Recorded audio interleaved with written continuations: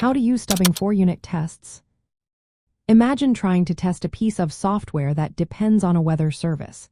If the weather service is down or gives unpredictable results, your tests become unreliable. That's where stubbing comes in. Stubbing is a way to replace real external dependencies with simple stand-ins called stubs.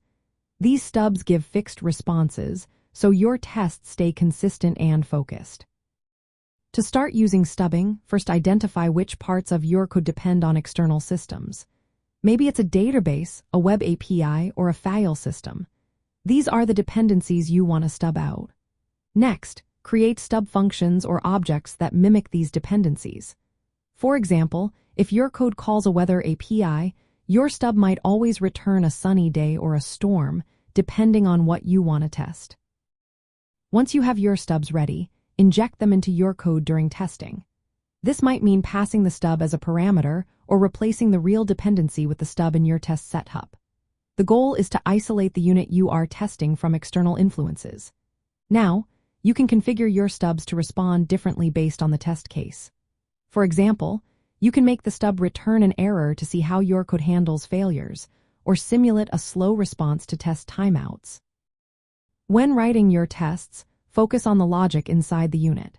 With the external dependencies stubbed out, you can verify if your code behaves correctly in different scenarios.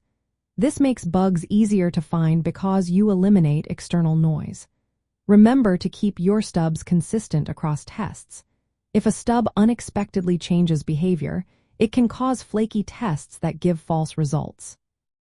Using stubbing makes your tests faster because you avoid slow external systems. It also improves reliability because you control exactly what responses your code receives. Many testing frameworks and libraries support stubbing, making it simple to set up and manage. For example, you can create a stub that always returns a specific value or one that throws an exception to test error handling. It's important to understand that stubs are about controlling the environment of your unit tests. They focus on the state of the system. Other test doubles like mocks are used to verify interactions between components. Combining stubs with mocks and other techniques gives you a complete toolkit for thorough testing and debugging. Mastering stubbing helps you detect bugs more quickly and fix them more effectively.